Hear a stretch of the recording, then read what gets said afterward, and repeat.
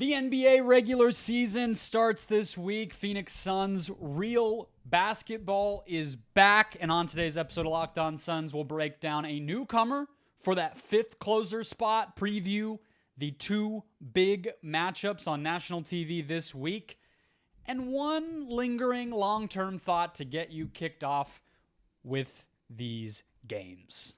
Let's go.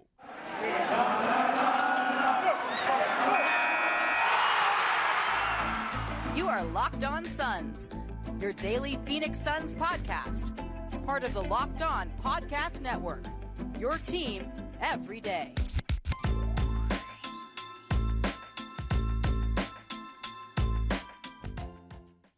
And we're back. This is Locked On Phoenix Suns. We're part of the Locked On Podcast Network. I'm your host, Brendon Kleen, a credentialed media member covering the Suns for the past 7 seasons, a writer at Suns.com, and the host of the Just Basketball Show wherever you get your podcasts. A big thank you for making Locked On Suns your first listen. Happy Monday. Happy start of the regular season. We're free and available everywhere. Just hit follow, hit subscribe wherever you are finding this show. Get it in your feed Monday through Friday for the rest of the season. Become an everydayer. Get locked onto the Suns right along here with me every single day. 6,000 plus on YouTube, thousands more on audio. Become the next member of this community, and drop a comment below with your thoughts on what you are most excited about this Phoenix Suns season. We want all the positivity, all the chatter, all the conversation. Let's get the good vibes rolling here as regular season NBA basketball begins. We're going to talk through some news and some different updates today because Brandon Kleen roasted and destroyed his voice at the NLCS Game 5, and so he is he's inactive for this one. So we're going to do some updates. We'll have Brandon on for full predictions on Tuesday's show to get you ready, beyond ready for Suns Warriors in the late spot on TNT. Today's show, guys, brought to you by Gametime. Download the Gametime app, create an account, and use the code LOCKEDONNBA for $20 off your first purchase. Let's start with the nitty-gritty basketball stuff. We spent all offseason assuming and expecting and predicting that Eric Gordon would be the fifth starter on this team. Fifth closer. Already botched the wording. Fifth closer. We learned over the course of the preseason that Josh Okogie has the head start to be the fifth starter. Is that changing?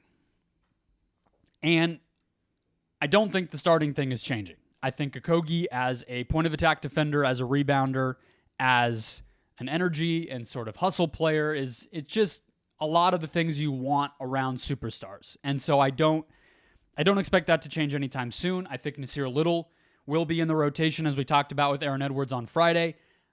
Don't think he's going to start yet. And Keita Bates-Diop doesn't appear to be in the rotation. So starting-wise, great. We know that the Suns want some level of playmaking and shooting and scoring on the court across basically every position at all times, right? Like that's kind of what we've learned. And so I think it benefits them to have Eric Gordon and Grayson Allen both come off of the bench because they're fine playing small. Those guys will basically just cycle in and out to back up Booker, Beal, even Durant, and then obviously Okogie. So, the starting thing I don't think is in doubt right now. I think Okogie will start on Tuesday. I think he will start on Thursday. I would expect he starts until probably like Christmas at the earliest, unless things go really bad or there's injuries. The closing is where things get interesting, and I took notice of some chatter online among Suns fans with a video montage or mashup of Grayson Allen highlights from David Nash at the 4-Point Play on Twitter. I'm sure many of you know him if you're on Twitter or maybe have just seen his work elsewhere. If not, he's very smart, and he put together a compilation of a bunch of different things that Grayson Allen did against the Blazers a couple of weeks ago and just sort of pointed out how solid the guy is and how he kind of plays off of plays off of others in a way that you would want to see from the fifth guy on a kind of super team, right? So let's just kind of go through the positives and the negatives for both Allen and Gordon in that spot. Because I think at the end of the day, the Suns' identity is going to be largely focused on the offensive end.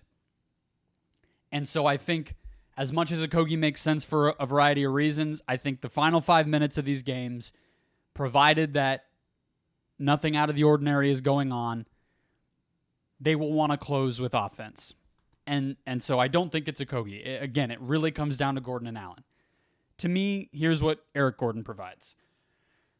I think that he is a little bit more physical than Grayson Allen just because he's bigger, right? He has the physical strength. He has a drive downhill game that is a little bit more forceful than Grayson Allen.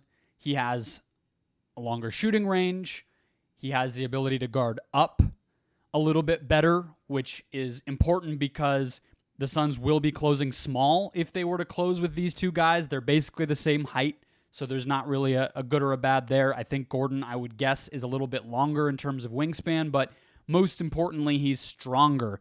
And so that matters with the downhill driving game on offense. It also matters on defense. That's why he was such an integral part of those Rockets teams that pushed the Warriors when Harden was winning his MVPs. They switched everything. Yes, Harden can guard bigger players because of his strength, but so could Gordon, and that really mattered. So could Chris Paul, for that matter. So those are the things for Gordon. Negatives on Gordon, not as quick as Grayson Allen, not as probably the pull-up jumper, sort of three-level scoring comfort that Grayson Allen has, some of the touch around the basket of floaters and flip shots and things like that. The craftiness to the game isn't quite there with Gordon, I wouldn't say. That's still kind of splitting hairs, but you would probably say that that's true. And I think guarding point of attack is a little bit better for Allen because of the quickness and everything else. So it's really about which of those skill sets you prefer. Now, I still expect, and well, I'll set aside what I expect. I kind of am going into it with an open mind. I think it could be either player. And as I said before, unless something crazy is happening, I gave that preface when I said that I think it's going to come down to those two. Sometimes crazy things do happen, and I wouldn't be surprised if at times the Suns actually do try to put an even bigger body out there. That's why it would go a long way if Little or Bates Diop or Okogie could come along offensively, because then you're not having to pick an imperfect option. I think somebody like Little, for instance, is a much more perfect option if he can develop, but that's not where we are right now, and so the Suns are going to be picking between these two. I would pick Gordon. I like that he brings a little bit more physicality and drive and kick, burst and verve. I like that he is a little older. I like that he can guard bigger players. Now, is he going to guard, Jason Tatum effectively, or let's even say LeBron James? Probably not. So even saying that he can do that better, it's not as if it's, again, it's an imperfect choice, even right now. But the Suns are going to go as far as their best players take them. It will matter who plays off of those stars best, who they are most comfortable with. It will matter in practice how these guys perform. But I also think it's interesting to kind of take stock of where we sit right now and see where we feel. In a month, it could be very different. But right now, I would say Eric Gordon, for the reasons I just laid out, Grayson Allen behind that, but this team is begging its young, athletic wings and forwards to develop on the offensive side of the ball more consistently in order to burst into that closing lineup and starting lineup, frankly. And it's one of the biggest storylines in the whole NBA because of how unclear this Suns rotation is, and obviously the fact that if things break right for this team, they are on the short list of teams who can win a championship. That's kind of what's riding on this rotation shaking out and the developments that some of the players are able to make over the course of the season. Next, let's talk about why the Suns are not a finished product. I'm switching things up. We'll preview the games at the end. And why that matters, that they're not a finished product. First, today's show brought to you by the Gametime app. I had to bust out the Gametime app recently. Got my sister-in-law and me purchased concert tickets on November 1st to see Hozier on at Arizona Federal. If you're a local, you know, the old Comerica Theater. They were sold out. We waited too long. We botched it. We needed to do the birthday gift thing. We had the idea, but others had already had the idea, and Gametime was right there for us because they have killer last-minute deals, all-in prices, views from your seat, the best price guarantee, and more. Gametime takes the guesswork out of buying tickets. You can also see the view from your seat before you buy. Again, the all-in prices show your whole total up front, so you know you're getting a great deal without hidden fees that sneak up at you on you right as you're checking out. And they have deals on tickets right up to the start of the event. They do price matching, all that good stuff. Take the guesswork out of buying tickets with Gametime. Download the Gametime app, create an account, use the code LOCKEDONNBA for $20 off your first purchase. Terms apply. Again, create an account, redeem the code LOCKEDONNBA, LOCKEDONNBA for $20 off your first purchase. Download the Gametime app today. Last minute tickets, lowest price, guaranteed. Keeping it rolling, let's talk roster. Talked rotation. Now let's talk roster. Just some final thoughts as we embark on this 82-game slog, which will be awesome and very fun because of the uncertainty. That's what's going to make watching these games and following this team fun. Even if it is a little uncomfortable and crazy right now, it's going to make it that much more satisfying when things do start to come together and this guy breaks out or that guy surprises us and everything else. But in terms of roster, one of the things I would expect to continue to be a story that we should keep in mind is the center spot. Okay? One, I want to point out, this came out just as I already was recording, but Adrian Wojnarowski just tweeted that the Suns are waiving Keon Johnson as their final cut. We know that Ish Wainwright went to Portland finally. Not finally. Fortunately, is what I meant to say. For him, he gets his guaranteed contract. He lands on a young team where he should be able to play and make an impact and be a solid presence for them. Now Keon Johnson is the final cut. Not great for salary purposes. It would have been nice if Keon Johnson could have sort of justified a roster spot for himself and given the Suns some leeway to continue to develop him and still have his salary as a trade piece, but he just did not play great in preseason. He's never really been able to stick in the NBA. It doesn't appear that he is at that point in his life or career where he's going to make an impact in the pros, or at least in this league. Maybe he goes overseas, maybe he goes to the G League. I think there's still hope with how athletic and physical he is, but that's that. To get us back to the center spot, just bear in mind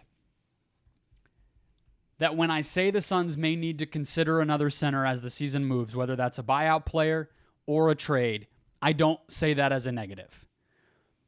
I bring it up now as the season begins because it's two things. One, the entire league is in an experiment phase right now, effectively.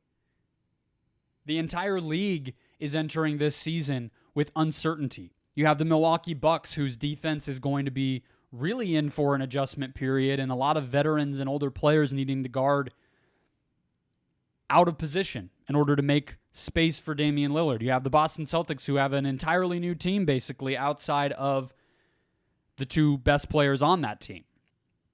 The Denver Nuggets have the best starting five in basketball, an unbeatable five-man lineup, basically, so far. But beyond that, a lot of uncertainty, and they're going to be mixing and matching and trying different combinations and players and rotations and everything in order to find what their 8 to 10 man is going to be for the next 82 games, and then obviously beyond that.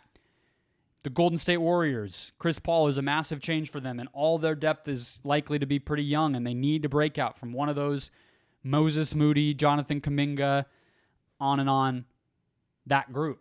The Lakers, probably the closest thing to rolling it over, aside from the Nuggets, that the West has, but clearly some change there. And is their post-All-Star break recipe going to continue? And a lot of teams need size, too. It's not just all of the things that I just rifled through, but the Celtics, for instance, right? Kristaps Porzingis, Al Horford, both are health question marks, and still that's only 2 guys. Their third big is Luke Cornett, who is not a playoff caliber player because of his lack of athleticism. You have the Bucks, who their backup big situation is basically Giannis, you know? Their literal second center is Robin Lopez, who is also not a playoff player. You know, the Lakers are counting on Jackson Hayes and Christian Wood. The Warriors are counting on Dario Saric and that in that spot, right? So these are not unique problems for the Suns to have. It feels recently in the NBA like the league every summer ignores the center position.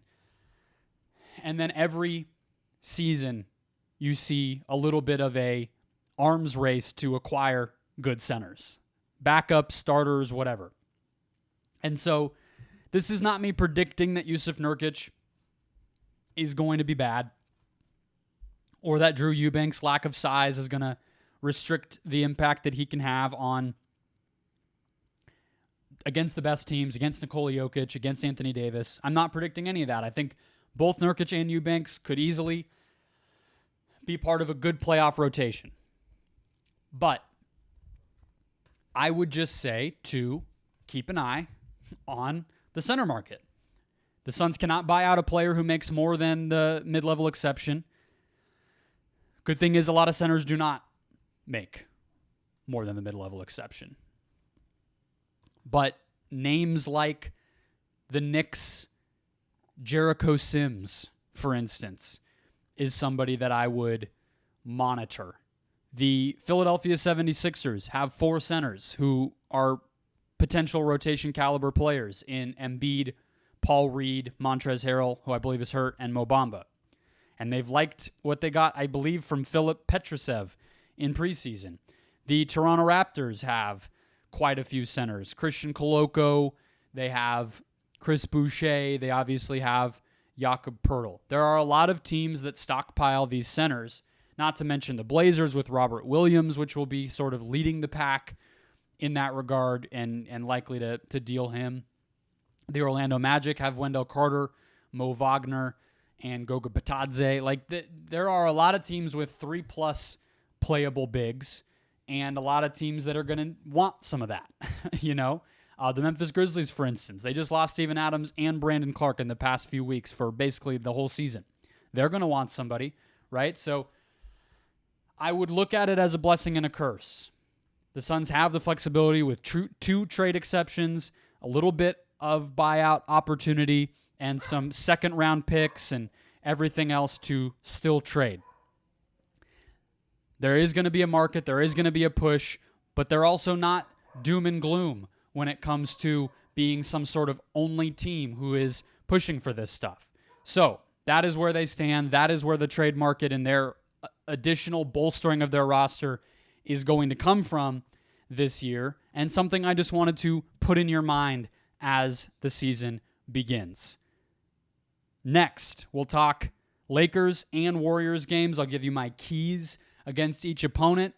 We'll get to all that in a moment. First, today's show brought to you as well by the FanDuel Sportsbook, the best sportsbook on the planet, the official sportsbook of Locked On Podcast Network, and America's #1 sportsbook. Right now, new customers get $200 in bonus bets guaranteed when you place a $5 bet. That's $200 in bonus bets, win or lose. If you've been thinking about joining FanDuel, there's no better time to get in on the action. Again, you just put the money down. You make one bet, $5, and you get $200 in addition that you can then put back onto all of the spreads, player props, over-unders, or whatever your heart desires to make more and more and more. The Suns are 1.5-point favorites in San Francisco on Tuesday in the game we are about to talk about. I don't think the Arizona Cardinals line has been posted for next week yet, but I don't think Kyler Murray can come back next week as far as I know. But look, we're getting there. So keep an eye on that. NBA odds in full swing again. FanDuel.com/lockedon to kick off the NFL season, kick off the NBA season. FanDuel, official partner of the NFL. Closing out the show, let's talk Lakers and Warriors games. Let's start with the Warriors since that game is first. I just think both of these games are worth giving some initial thoughts on. We're also going to see the Warriors on Tuesday. They play the Nuggets, so we'll have a little more info based on what their rotation and style looks like, so we can talk before Thursday. Sorry, I got that mixed up. We're seeing the Lakers as well on Tuesday play the Nuggets, so by the time the Suns play the Lakers on Thursday, we'll have a little bit more to pull from there. But as far as the Warriors go, they won't have Draymond Green. I actually think the Suns match up pretty well with this version of that team because they are going to have to also play small. Right now, the Warriors are starting Chris Paul, Steph, Clay, Wiggins, and Looney. That's pretty perfect for the Suns. I think that you will see Josh Okogie guard Steph. I think that you will see Booker guard Clay, and you will probably see Beal guard Chris Paul to start things off. And then obviously Durant on Wiggins and Nurkic on Looney. But I think that this team will switch a lot 1 through 4 all year, but especially in this type of a matchup, off-ball switching is always important with the Warriors. You need to not only switch the person who has the ball running a pick and roll, but also when Steph is flying around, Okogie and whoever the screening defender is need to be ready to switch that in an instant. All those things are going to be important. I actually think this is also a game where the bench is going to be pretty interesting because the Warriors bench as it currently stands is, again, as I mentioned in that last segment, pretty young. You're probably looking at Chris Paul, Moses Moody, Gary Payton II, Jonathan Kuminga, and Dario Saric. That's right now what I expect the bench unit to be while Draymond is out. The Suns should be able to outscore that unit pretty consistently, and you're also getting those young guys in the first game of the season. They're not rookies, but I think that could be an advantage. I think the Suns should be favorites on the road here. I think that as long as they can communicate and switch, have a plan and execute it against Curry, pounce in those second units and kind of run up the non-Curry minutes, which have been a problem for the Warriors basically since Kevin Durant left the team, they should be able to be in a good position to win this game despite being on the road, despite Durant, returning to San Francisco and all the hype that's going to be around an opening night tip-off with two very, very big-time teams. The Lakers. Initial thoughts on that matchup Thursday night. Very similar to what I said in the preseason when we thought we were going to get those two going after one another, those two teams full bore to close out the preseason in Palm Springs, which did not happen. It starts and ends with Anthony Davis. If he is in his bag in terms of facing up, having his jump shot going, being a creator as an offensive player rather than just a finisher, it puts the Suns in a very difficult position because I don't think Jusuf Nurkic can guard him clearly. You don't want Jusuf Nurkic having to defend in space, having to defend at the three-point line. If Anthony Davis is facing up or posting up, then you can send a little bit more help and get creative there, but most of the Lakers lineups have spacing everywhere. Jared Vanderbilt is an easy guy to help off of. You can try to dare Rui Hachimura to keep making his shots. Taurean Prince in the starting lineup to keep making his shots. And you can do it that way, but it starts and ends with Anthony Davis. If his offense is going in the ways I described, that team's hard to guard, period, but especially for a team with a center situation like Jusuf Nurkic.